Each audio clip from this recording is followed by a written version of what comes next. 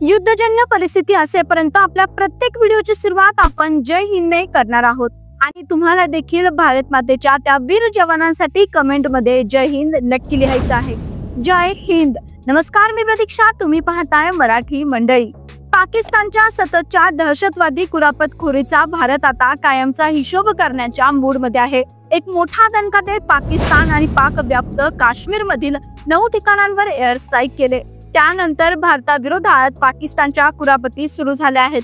15 शहरांवर drone हल्ले केल्यानंतर सीमेवर गोळीबार आणि सीमेलगत गोळीबार सुरू झाले आणि त्यामुळे भारत पाकिस्तान युद्ध परिस्थिती तयार झाली आहे। मात्र यामुळे 18 वर्षापूर्वी जी गोष्ट डॉक्टर मनमोहन सिंग यांनी टाळली होती तीच गोष्ट आता पंतप्रधान नरेंद्र मोदी यांनी केली आहे असं म्हटल्यास वावगं ठरणार नाही।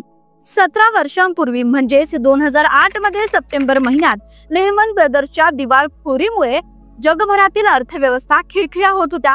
त्याच वेळी 26/11च्या पाक पुरस्कृत दहशतवादी हल्ल्याने भारताची आर्थिक राजधानी मुंबई हादरली होती। आधीच मंदी, त्यात भारताला युद्धासाठी प्रवृत्त करणारा दहशतवादी हल्ला, अशी 2008ची स्थिती होती। त्यावेळी मनमोहन सिंग सरकारने युद्धाचे आव्हान स्वीकारण्याचे टाळून पाकिस्तानला कूटनीतीने जगापुढे लज्जित करण्यावर भर दिला, कारण त्यावेळी जगाला आणि भारताला मंदीचा विळखा पडला होता। त्यात युद्धाची भर पडणे म्हणजे दुष्काळात तेरावा ठरला असता। मनमोहन सिंग यांच्या या निर्णयामुळे युद्ध टळलं आणि 2009च्या आर्थिक मंदीमध्ये अनेक देशांच्या अर्थव्यवस्थेला फटका बसला, तशी भारताला त्याची झळ बसली नाही। आता त्याचीच पुनरावृत्ती घडताना दिसत आहे। अमेरिकेचे अध्यक्ष डोनाल्ड ट्रम्प यांच्या आयात शुल्क धोरणामुळे जगावर मंदीचे सावट पसरणार अशी शंका व्यक्त केली जात आहे। यावेळी मात्र भारताने कूटनीती सोबतच सैन्य ताकदीचा वापर करण्यावर भर दिला आहे। त्यामुळे जो निर्णय मनमोहन सिंग यांनी टाळला तो आज नरेंद्र मोदींनी घेतलाय असं म्हणावं लागेल। पहलगाम हल्ल्याचा बदला घेत भारतीय सैन्याने पाकिस्तानमध्ये घुसून हवाई हल्ले केले, त्यात 9 दहशतवादी अड्डे उद्ध्वस्त केले आणि आता पाकिस्तानचं कंबरड मोडणं आता सुरू आहे।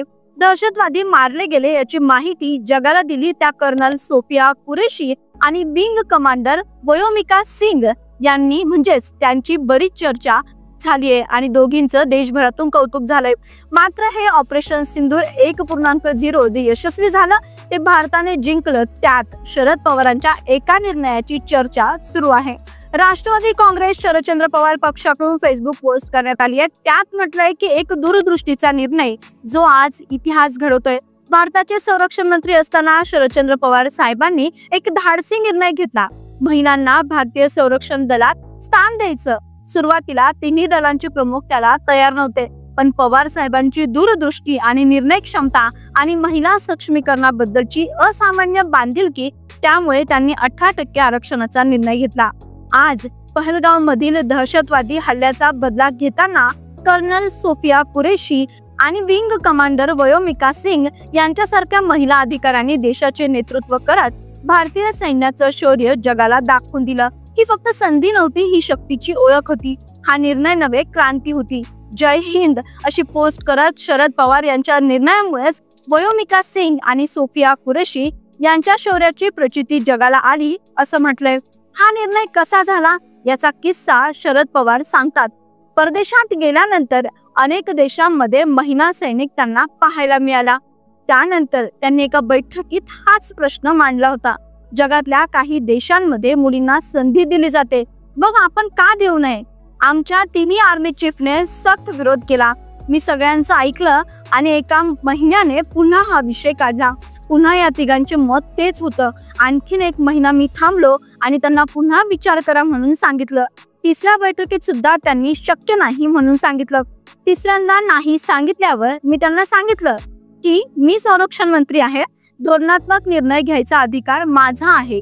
मी निर्णय घेतल्यानंतर त्याची अंमलबजावणी करणं हे तुमचं काम आहे।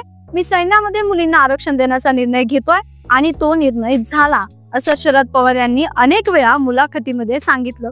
आता यावर तुमचं मत नक्की कमेंट करा आणि जय हिंद लिहायला विसरू नका। चॅनलवर नवीन असाल तर चॅनलला सबस्क्राईब करायला विसरू नका। पुन्हा भेटूया नवीन माहितीविषयक व्हिडिओसह। तुर्तास इथेच थांबूया। धन्यवाद।